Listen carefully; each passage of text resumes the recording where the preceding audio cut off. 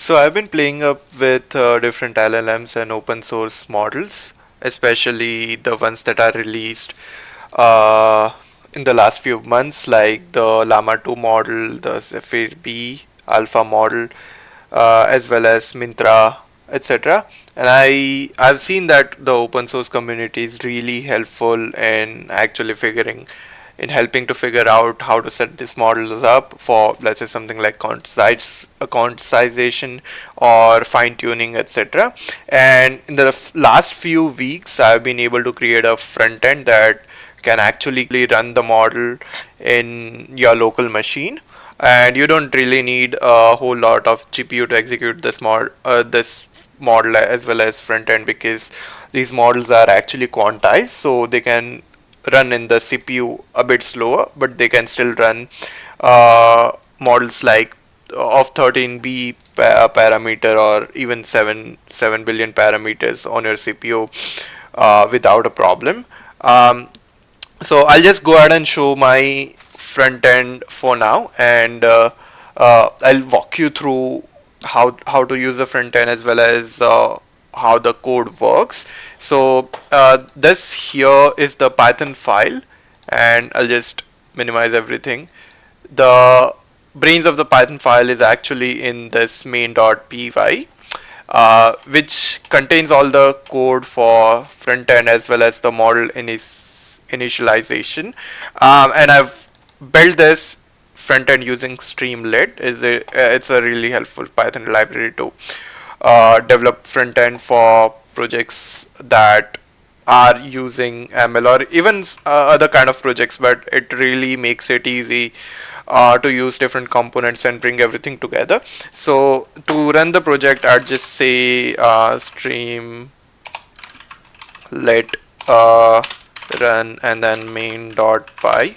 Run the entire Python file as a front-end application on the browser on your local host. So just a quick glance at the UI on the top right, you would be able to see a progress bar that is actually initializing a few things, which I'll come back later as well. And on the right hand side, you'll see a chat interface, just like ChatGPT, and on the left hand side you should be able to select from multiple models. So I have 3 different models, and per model I have a few files with different set of weights and quantizations. So you could choose between different models. If you want a model that is good in creating code, you could choose the Llama Instruct model, as well as have multiple other models to uh, do certain specific work that they are fine-tuned on. So for now, I can just ask this model anything that you would ask to ChatGPT. Let's say, who is Obama, and the model generation takes, so the response takes certain time, and this is because this model is actually running in my CPU. And if you actually see the my specs, they are not really I don't have a lot of GPU. I have a RTX 3060, and it's got around, I think, 6 gigs of VRAM. So I really can't run the entire model on GPU. That is the reason I'm quantizing on CPU. So if I see the model is just taking over a gigabyte of VRAM, and that's certainly something that helps in running the models on CPUs or on machines that don't have a lot of graphics power.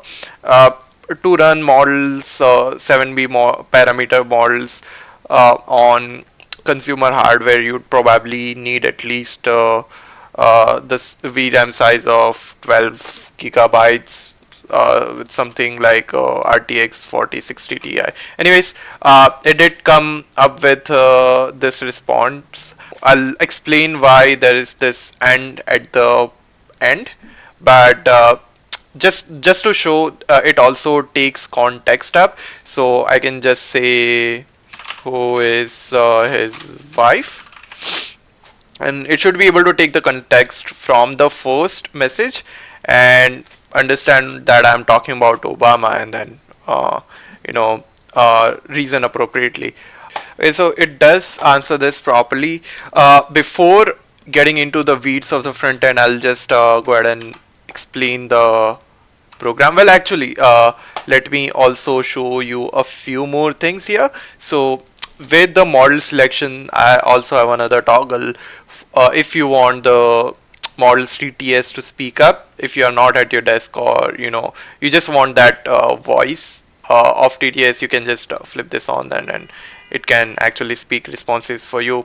And you can also actually give URLs of the web pages you want the model to get trained on, and that's quite useful. Let's say if you are going through some sort of documentation and the model is not trained on the documentation, you can just feed it the URL, and it can go through all the pages and download the data and add it to its training set. And again, I'll show you how everything's done. So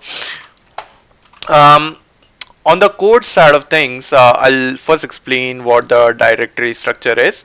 So there's something called data, and in the data folder there are indices, or the indexes that the model has built, which again I'll come back later as well. So there's this training data folder that I've created, in which you can add any sort of data you want the model to have context on. So I have created a folder called Obsidian, which contains a part of the Obsidian data that I have myself. So it is a mock data of something called employees. So there's this John Doe employee, and I've just added responsibilities, costs, and some other details so that I can actually ask the model out. I've been learning a few things, and for which I've made notes, and that's the reason. That's the data in the learning folder, and in the wiki I've just added some mock data of a few books that I'm reading, codes, etc. So an average content that will be present in Obsidian, just so that we can test this out.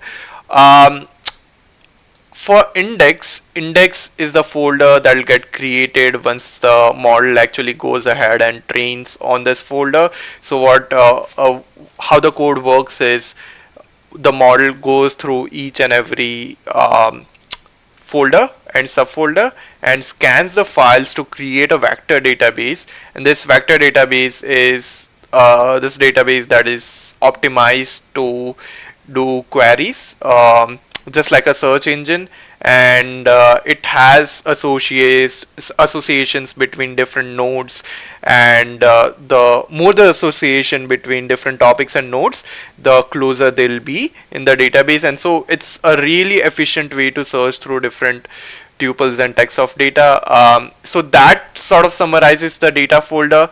In the JARVIS folder, it just has the class definitions of all the different helper classes that I'm using, which I'll jump on later.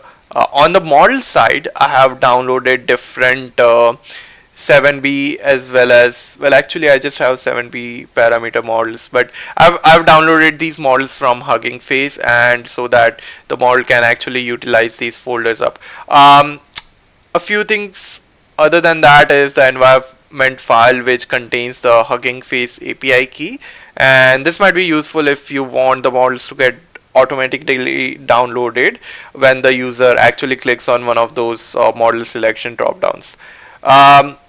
Other than that, it's just a requirements file as well as git ignore, because I don't want to commit the actual model data as well as training data onto my git. So starting with the main.py file, the first thing that I'm doing is loading all the environment variables. For now, I just have the Hugging Face API key, and I've just created a variable called is loading, and I've set it to true. This is just so that whenever the model is loading, I don't want the user to interact with this right pane of chat, because if they do and the model is not initialized, it'll really result in an error. Here I have created a dictionary of model names with the key pair of the name of the actual model, and the value would be the model file name. So if I actually copy this, and if I just go to Hugging Face and paste this, I should be able to end up in this repository of this model. And if you want to add additional models to this model names dictionary, all you need to do is, as a key pair, you just need to copy the entire repository ID or the repository path and make a key value for the repository path. And on value is just a list of the model files. So if you go ahead and click on files and versions, you should be able to see different model files with different weights. And if you have a question of what model to choose from these, you can just go to the model card, and almost all of the repositories would have a really explained way of showing you what different models do, and you can also just download each and every model and test them out. So for example, if I'm going to add this model in, I'll just go ahead and download this model, which I should be able to do from here. And once I've downloaded this model, I'll just add the model file name as one of the entries in this list, and then you should be able to access that model from the front end. Then once that is done, we just check if the model is a gguf or ggml file. If that's the case, then these are the types of models that are actually quantized, and you can run them more efficiently and in your CPU. If they are not quantized, then we have sort of a separate way of initializing the model, and which is something that I'll show you later as well. But that is the reason we are getting this boolean variable from here. If it is quantized model, then we don't want to run that in the GPU. So once that's done, I just am loading the model here from a class called AI model. And so coming into this class, it has a few definitions. So it has initialization, training, query, as well as reset. All initialization does is it takes the name, path, if the model is quantized or not, and the API key. And if the model is quantized, this is what we'll do. We'll use Llama.cpp in order to initialize the model. So I am passing the actual model URL. I don't need to do this because I've already downloaded the model. I can just comment this out. What I need for now is the model path. So it'll tell the code, or tell the library that here is where the model is. I've just set the temperature and maximum amount of tokens, as well as context window,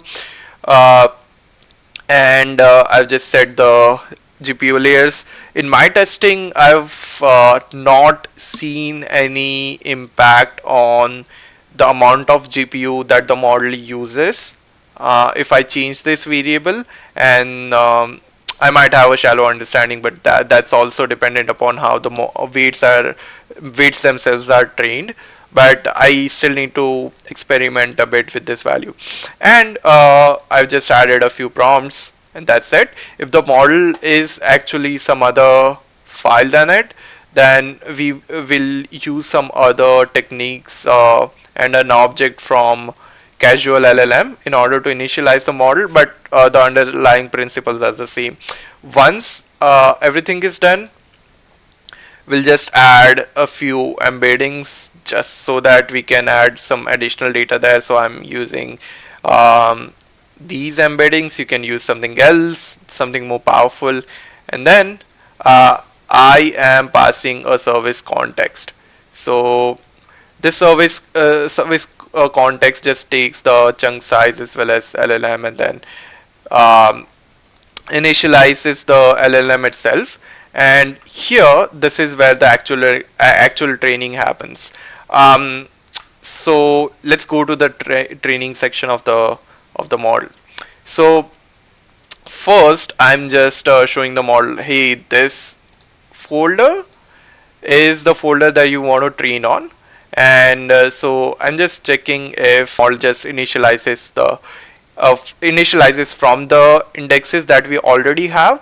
If we don't have any indexes, then what the model will do is it'll go from each and every directory, and I'm just excluding the images because we don't want it to train on images. It'll get the data, and then once it has formed the indexes for each and every model, it'll just persist or save the indices into this indices folder.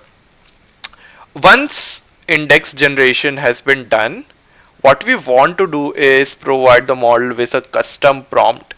This will help us in catering the answers however we want.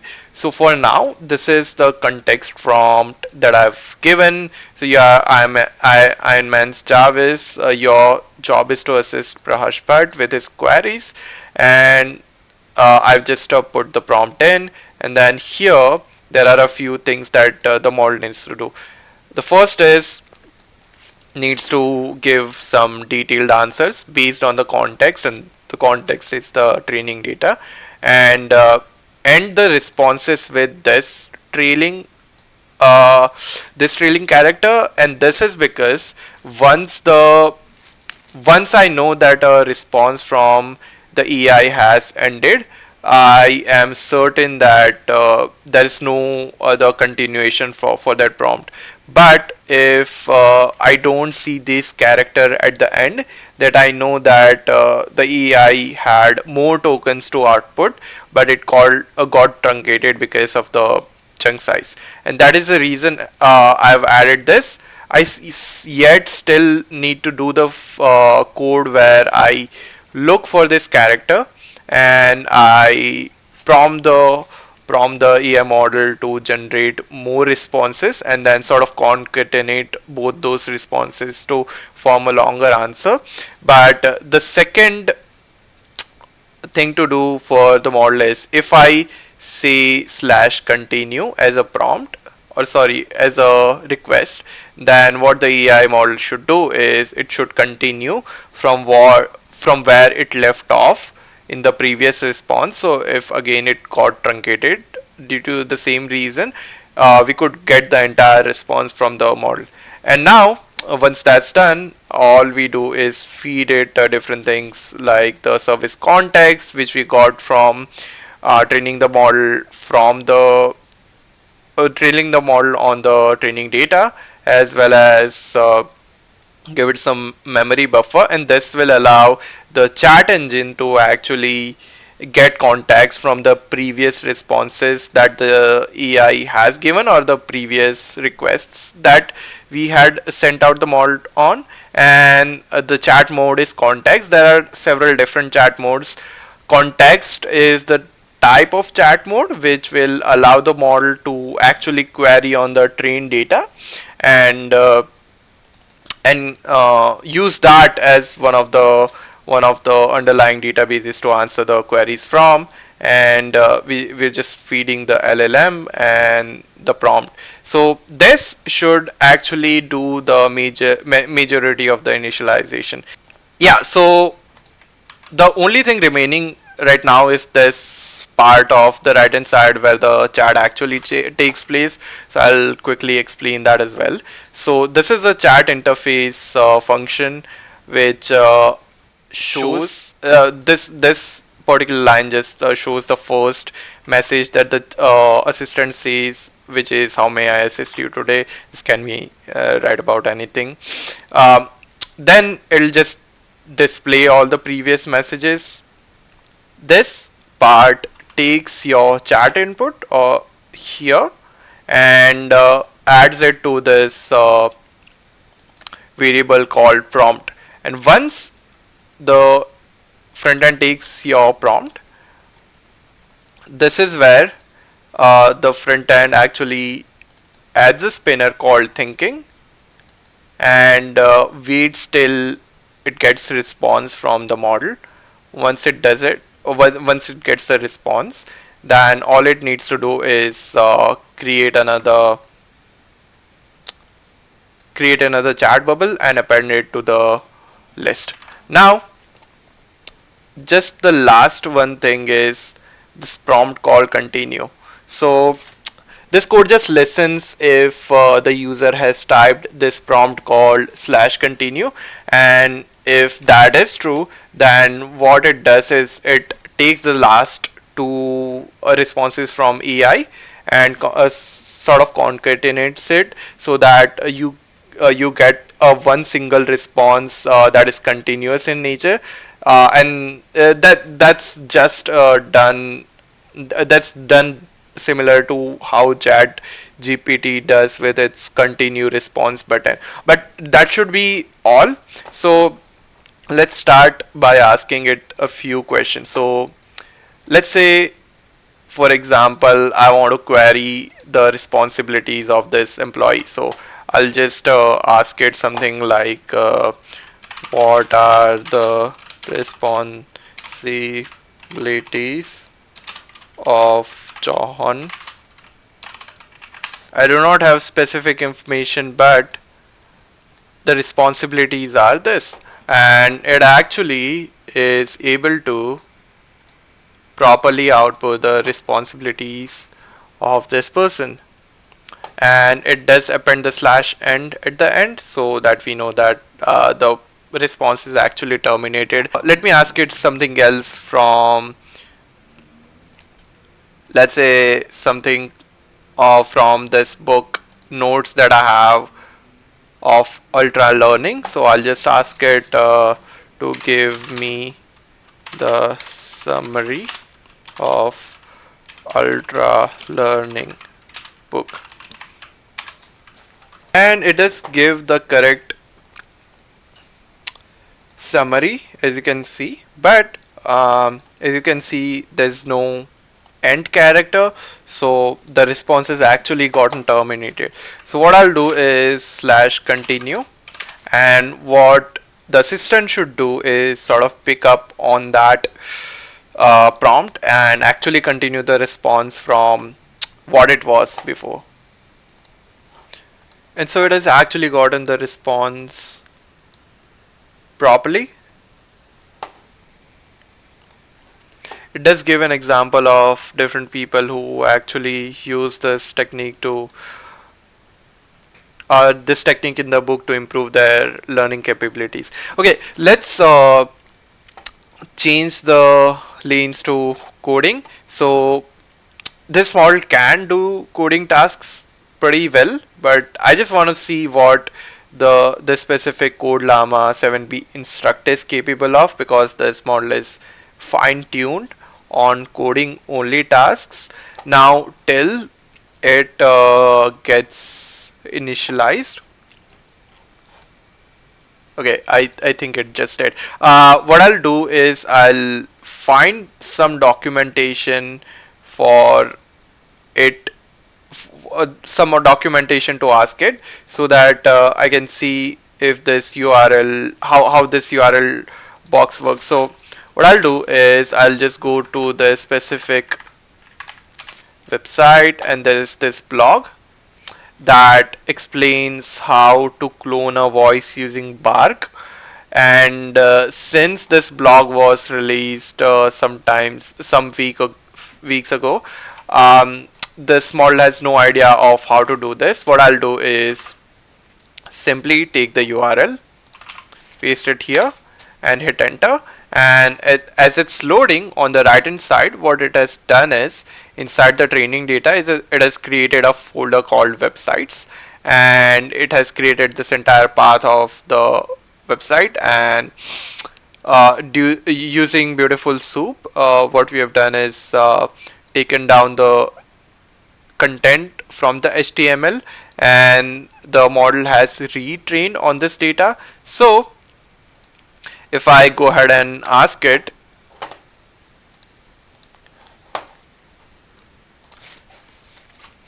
how to clone a voice for TTS using Bark, so it did come up with steps. I just want it to write the code. So,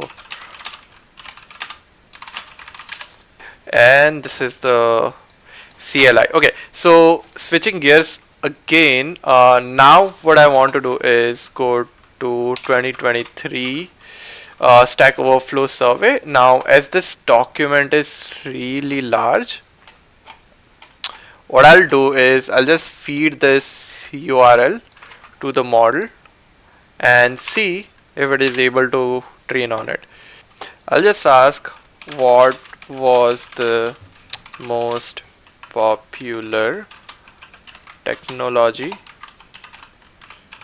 of 2023, and let's see if it actually goes into the survey and grabs that particular file or line and then responds with the correct response.